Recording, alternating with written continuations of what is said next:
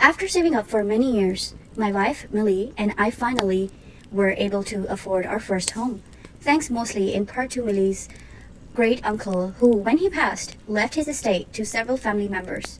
Millie's great uncle, I must admit, had the opportunity to meet him. And when he passed, he did not have a wife or children, so he left his estate to be sold and divided up amongst several family members, including Millie. Millie and I had saved up over $100,000, including her inheritance, and started looking at homes. Unfortunately, in our area, homes still seemed way out of our reach. We were able to get a pre-qualification on a home loan for $450,000, which helped when putting offers on homes. For months, it seemed like nothing was in our reach. We would put an offer and almost immediately someone would bid higher than us and higher than what we could afford. Our realtor was such a trooper. He would contact us immediately if a home went on the market, so we would be first to bid. However, after the first 2 months of shopping, we started to let our hopes diminish. One evening, we got a call from our realtor, and he was kind of hesitant about giving us all the details of the house. Other times, he would say things like, "You're just gonna love the size of the kitchen, granite countertops, hardwood flooring, bonus room, or new roof." Trying to sell us on the house so we could put a bid in immediately. This time, he is slowly giving details about the house. 4-bedroom, 2-bath, 2-car garage, split-level home. When we pressed, he offered more details, but not at all like he was trying to sell it to us.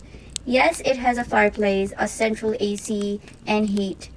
He said, "I want you to come and look at the house, and maybe have an inspector look at it before you bid." He said that the house sat vacant for a few years and really needed a lot of upgrading. What he didn't know was that Millie and I had resigned ourselves to the fact that buying a fixer-upper was more in our future than a move-in ready, all updated house. Millie said we will have many, many years to fix it up, room by room.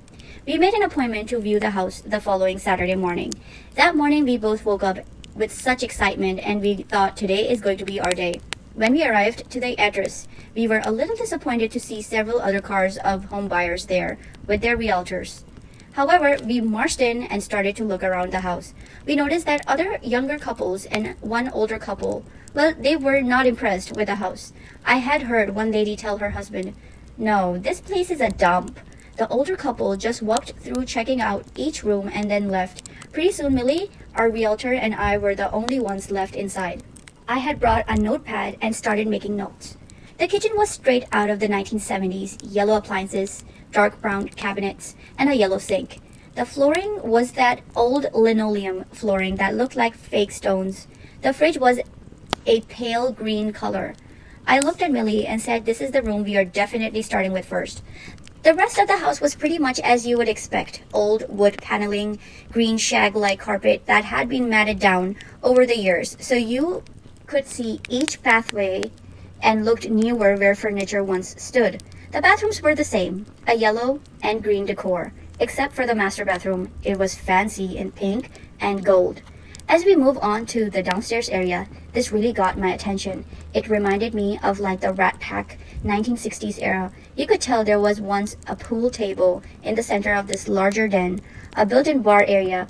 Everything was dark wood and red leather bar stools, and the leather trim around the bar was red. Behind the bar was marbled-looking mirrors and glass shelves. I thought to myself, I like this room. Millie had other ideas. I had made notes about the house. We figured that the kitchen and the bathroom were going to be our biggest expense, as the rest of the house is just new paint and flooring. The asking price for the house was $565,000. I told our realtor we should offer them $525,000 because that house needed at least $25,000 worth of upgrades. I knew our bid was going to get rejected, but what the hell, let's try it. Our realtor put in the office. We took him out to our favorite Mexican restaurant for lunch and said our goodbyes. That night, Millie and I talked about all the upgrades that house will need. We were almost like talking to ourselves out of it, but without saying the words. We woke up the next morning and decided to go to the church. So as we were getting ready, my cell phone rings. It was our realtor. He said, "Congratulations, they accepted your offer." A whirlwind of shock, excitement, and terror hit me all at once. Millie looked at me, expecting to hear the bad news. I hung up with our realtor, only saying thank you for letting me know. I turned to Millie and said, well, we just bought our first house. We both looked at each other with the same emotions that I had just described. So, the moving day. The day we got the keys to the place was about 45 days after the phone call. Of course, we were not ready to move in. There was so much work. I had hired a guy that my old next-door neighbor recommended. He was hired to do the kitchen and bathrooms. I wanted to save money, so I took up doing painting around the house and putting down the type of laminate flooring you get at your local home center. There was something odd about the house that I noticed. This happened when I was doing a little diagram of the house and noticed what seemed to be a void. There was an area between the lower level and the upper level that seemed to be like a void. There was a wall that ran along the wall downstairs that connected that room to the rest of the house. It just seemed odd.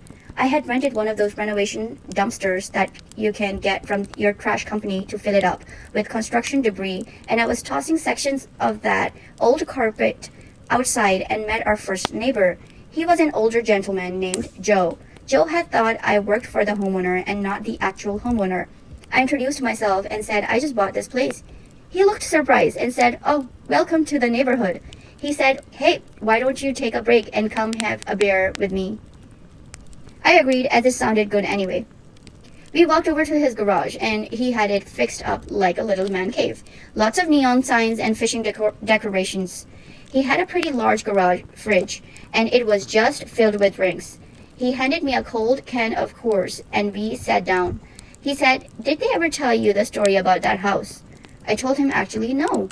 All we were told was that it sat empty for a few years and that the family eventually wanted to sell it. He said, well, yes, it sat empty for a few years, but before that, did you know what happened? I said no, but I could tell he was eager to get on with what he was going to tell me.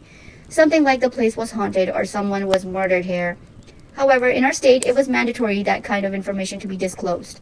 He lowered himself down with both elbows on his knees like a coach, getting ready to give a talk to a team. He said, well, it was a bit of a mystery for many years. There was a lot of talk and speculations about what happened. He said the house used to be owned by a couple who the husband had just retired and both kids left the home on to college or something. Anyway, one day I see several police cars there and the wife standing outside talking to them and smoking one cigarette after another. Apparently, her husband had just vanished. He left his wallet, car keys, car, everything behind, not so much as taking a change of underwear with him. No one saw him leave, and there was no signs of a disturbance. The police checked around the house. They looked in the backyard. They checked with former co-workers. They checked with his friends and family members. Heck, they even checked to see if there were any signs of him having a mistress. The whole town was prepared with his missing posters.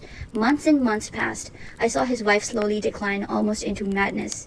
Her sister came to pick her up one day, and just before she got into the car, she broke down in front of the garage door, crying out for her husband. It was an interesting story, and one I was going to have to Google later on that night. Joe eventually said that the wife never came back to the house. However, a gardener would show up every 2 weeks, and a few times the kids would come by. Pretty soon it was only a gardener and no one else. He boasted, but as neighbors, we took it upon ourselves to look out for the house, mostly chasing off teenagers who would try to break in. I thanked Joe for the beer, but reminded him of all the work needed. He said, well, if you need to borrow a tool, ask Tony across the street because I don't lend tools out. He winked and laughed. I almost immediately forgot about the story Joe told me as I went back into a world of flooring, paint, and baseboards. Our master bedroom and master bathroom were the first 2 rooms of the whole house to be officially upgraded and ready. However, Millie insisted on not fully moving into the house until we had a working kitchen, so I started working on what I could inside and outside of the house. One Saturday morning, I was at the house alone. Millie had a cousin's baby shower to attend. I didn't want to go, so I opted to do some work in our downstairs swanky-dang.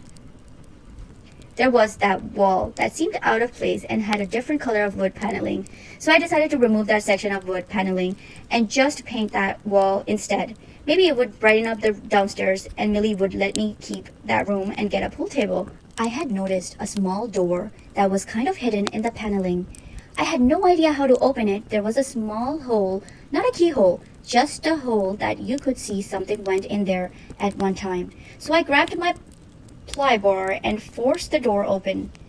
To my surprise, it was a closet. I looked at the latch that had locked the door closed, and it looked like there used to be a string attached to it. But it was broken off. You know, like a string, sometime people have to open exterior side gate.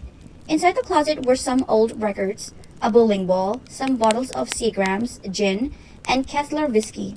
An old coat hanging. I immediately start to remove the items and take them to the dumpster. I set the bowling ball aside. Maybe I will use it to decorate the room later. I started removing the paneling inside the closet and noticed another door. This time, there was a string there. Stupidly, I left my cell phone upstairs. Go grab a flashlight, but the only one I could find is a small 2 AAA flashlight that I had got at a trade show. I went back into the closet and pulled the string to the second door. Inside the closet, as I opened the door, I see the first door close on its own. I stepped inside and turned on the light. It's a whole other little den. Just as I am fully inside, the door that I just came through closed on its own. I used my flashlight to look back behind me, and I noticed a spring closure attached to the door. I'm stuck inside this room. I use my little flashlight to look around. The room is pitch black dark. It smells of musty sweat, moldy mixed with wet newspaper kind of smell. I spot a lamp on a little table and click to turn it on. Click, click, nothing. I continue to scan around the room and spot an old 19-inch TV on a metal TV cart. I click the TV on. A warm glow of static appears. Thank God, the TV works. Well, works enough to give me light. I see over in the corner of the room another lamp. It was one of those huge glass lamps that everyone's grandma had back in the 70s. I walked over to it and clicked it to turn it on. Finally, I felt better. At least I could now see. As I turned around, I see a chair and someone sitting in it. I let out a scream that if any of my friends had heard, they would have never let me live it down. I screamed like a little schoolgirl and fell backwards, hitting a pile of magazines on the corner. I look over at the person sitting in the chair. He looked asleep. I bring the lamp a little closer to see that his skin is almost black, leather-like, and looked like one of those mummies I saw many years ago at a traveling ancient Egypt exhibit.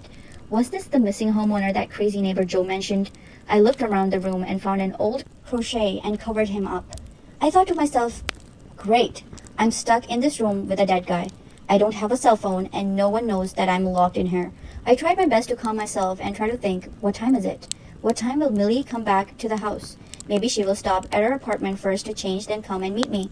Surely she is blowing up my cell phone. Then another thought chilled my heart. My cell phone was on 1 bar when I last looked at it. I had forgot to plug it in to charge. Oh well, it wouldn't do me any use anyway. I was locked in here with a dead guy and it could have been miles away. I looked around the room thinking of different options. One thing that I thought about was how old was that light bulb in the working lamp? How long will it last? I began to look around the room and look for anything I could use to help me get out of here. I thought if only I had taken my crowbar with me into this room, but it was just on the other side of the second floor. Now I decided to look at the room. The room was long and narrow, but widens at the point where the dead guy was. He had made himself what seemed to be a little hideaway. Did his wife know about this room? Did she lock him in on purpose? Did she know he was still in here all this time and went mad knowing his corpse was in here? God, I hope he came down here to get away and died of natural causes. As I look around the room, there was his chair, his little TV on a TV stand, a small coffee table, and a bunch of coins on it. Off to the side was an army green filing cabinet, a stack of old National Geographic and TV Guide magazines. I look down the other end of the room and spot one of those old film projectors. I know those also have lights, so I set it up and plugged it in, ready just in case my lamp or TV stopped giving out light. I continued to look around the room for a screwdriver, metal rod, hammer, or some kind of tool that I can use to get that door open. The metal filing cabinet's drawer were locked. The cabinet itself felt heavy. I pulled and banged and kicked that cabinet, but it was solid. I tossed it over and over again until finally one of the drawers gave away. I opened it up and it was just full of the guy's coin collection. Mostly old coffee tins filled with old pennies. I walked over to the door and noticed that this door, unlike the outer door, was much heavier. The outer door was a solid core slab door, like kind of builder would use for exterior door, but the inner door, the door to this room, was much more than that. It felt like he had made this door from 4x4 lumber and sheet metal. Maybe he built this room as a bomb shelter, or before safe rooms were a thing. Maybe that was the purpose. Or maybe he just wanted a safe place to keep his pennies. Unknown to me, yes, Millie was blowing up my phone almost from the moment I stepped in the room. At first, she thought that I was just working and had the music blaring. But as evening approached, she started to worry a little bit. She came by the house a little after 9 p.m. and saw my car in the driveway. She thought it was odd, as no lights were on inside the house. The front door was closed but not locked. She reassured herself by saying maybe one of my friends came by and said, "Hey, let's go for fishing." And I have done that before. You only need to say the F word, and I was out with my tackle box and pole in the hand. She looked around the house, called out my name a few times, and thought, well, he's not here. She didn't notice that my keys were still there and my cell phone was upstairs on the counter. By this time, surely it was dead anyway. She went back to the apartment, expecting to hear from me at any moment. By the time 11 p.m. came, she was in full panic. She had called my best friend Craig, my other friends Mike and David. None of them talked to me that day. She called my coworkers. She called my family. No one has seen or heard from me. She had thought about calling the police, but in her mind, seeing those TV shows where they say an adult has to be missing for 48 hours before they will do a report stopped her. She did not sleep at all that night, staying by her phone, Googling for accidents near our home. Nothing. The next morning, she went back to the house. It was about 7 a.m. She looked around the house, looking for any sign that I returned. She went out in the backyard, calling my name. She did walk downstairs, looked around, and came back up. I must have not heard her, as in my little dungeon, I couldn't hear any noise. She went out to her car and sat in there crying. On the other hand, I felt like I was in an unending vigil. I did my best not to look over at the corpse on the chair. Over the night, I had no sense of time, so I was up all night. I had begun to pull down the old wood paneling around the room. This paneling was different. The other paneling inside the house was nailed on. This was glued on with some kind of adhesive. I soon realized why. As I pulled a section off of it, I noticed that the walls behind it were all cinder blocks. Great, I thought. I'm trapped in a bomb shelter and no one knows where I am, or even if they could hear me. The fact that there were no windows that allowed light or fresh air made the feeling more claustrophobic, and soon my focus went to that and not so much the dead guy in the chair. I soon tried to calm myself by sitting behind the now mangled file cabinet. I was hiding my eyes from the corpse. I soon drifted off to sleep. Up above and outside, my wife decided to make a police report. She contacted our local police department. She didn't call 911 because she thought she would just start with a police report. She got on the line with dispatch and they asked her a ton of questions, such as my full name, was I on any medications, my make and model of the car, and license plate. She did snap at them, saying his car is right here in front of me. He's nowhere around. The police dispatch said that an officer would be there as soon as they were free. She waited about 30 minutes, and a patrol car pulled up. My wife was in tears, and her voice cracked that I was missing. They asked her a bunch of routine questions, asked about my mental health and physical health, and if I had any history of leaving before. She said my husband is not a runaway. The officers came and looked around the house a bit. They were the ones to find my cell phone and took it. I must have not heard them, as probably about that time I fell asleep behind my green file cabinet fortress. The police did a look around the exterior of the property, gave Millie a report number, and drove off. At that time, our neighbor Joe and his wife walked over. They looked like they've seen ghosts. Joe said to Millie, "Your husband, is he okay?" She looked at him with tears in her eyes and said, "No, he's missing." Joe's wife grabs his arm and looks at him. Millie looks at them and said, "Do you know anything? Please, if you do, please tell me." Joe started to ask her, "Did your husband tell you the story that I told him about your house?" Millie said, "No, what story?" Joe looks at his wife and says, "Why don't we come over to our house? We'll make a cup of tea." Millie said, "I am waiting for my mom and sister to come." Joe said, "We can sit in our garage and watch out for them." Millie agrees. They walk over and Joe's wife goes inside her kitchen to make a pot of tea. Joe pulls out a chair for Millie and tells her, "Now what I'm about to tell you happened so long ago." He relays the same story he told me. Just as he is about to finish, Joe's wife comes out with a tea set and sets it down. Oh, Joe, don't get her all up in a panic about that. For all we know, her husband is just out getting materials or something. Millie looks up and says, ever since we've been married, we have only been apart all night when he went on a business trip. He always comes home. Joe looks over at the house, and in a low voice, he just says, so odd.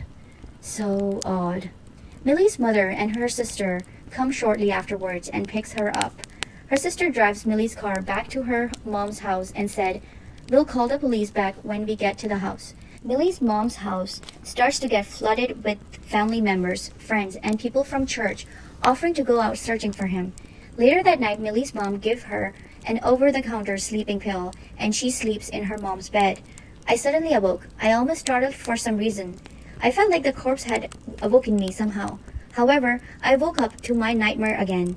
I had no idea what time it was. I started ripping wall paneling again and tried not to think about my increasing thirst. The more paneling I peeled off, most of it coming off in very small sections, only revealed more cinder block behind it. Suddenly, I hear footsteps above. Not just one or two, but sounds like 4 or 5 guys. Could it be the police? I start to yell out, I'm here! Suddenly, I hear a loud radio playing and soon realize that it's the worker, and they were known to blast Spanish music all during their working hours. I continue to yell out, pounding my fists on the walls. I'm here! I'm trapped in the closet! Over and over again. My delirium soon got the better of me, and I fell on the ground laughing at I'm trapped in the closet. I start laughing. I'm like R. Kelly. My laugh soon starts to go to tears. Millie is still at her mom's. No one notified the crew about what had happened. They were in the middle of ripping out the last bit of the flooring and cabinets in the kitchen and replacing a section of drywall over where our sink was going to go. All that day, Millie and her mom drove around to different spots that in her mind I might be. She imagined that I went on a hike. Yeah, I'm not the hiking type of a guy, but she had to keep looking. Soon evening fell. They were back at Millie's mom's house, still surrounded by family and friends, who were also out looking for me. One of them made up a missing poster. Of course, they used a picture of me that I hated it, as it looked like I had a double chin. That evening, the crews were wrapping up for the day. I heard the music go off, and I suddenly jumped up and grabbed a reel from the projector and was hitting it on the ceiling, screaming with all my energy that I had left.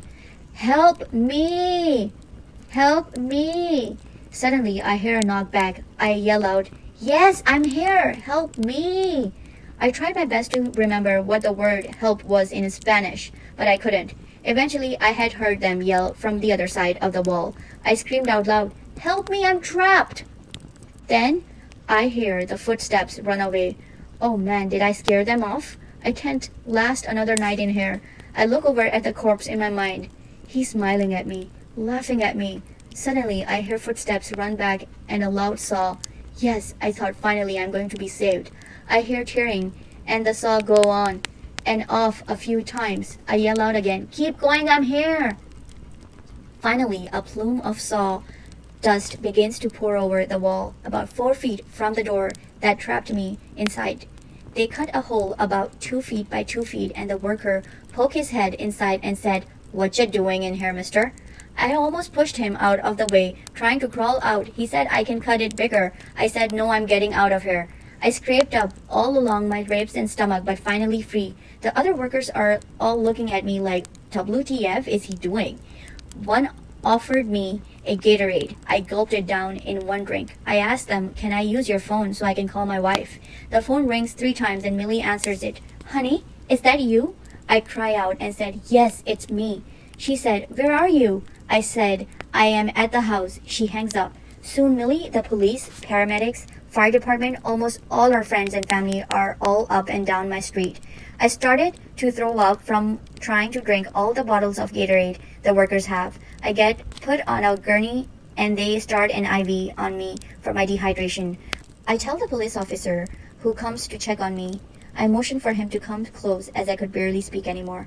I told him there's a dead body in that room. After I'm released from the hospital, we decided to move from our apartment and move in with Millie's mom. We did end up finishing the renovation on that home, but we never moved in. In the end, it was just too creepy for us, especially for me.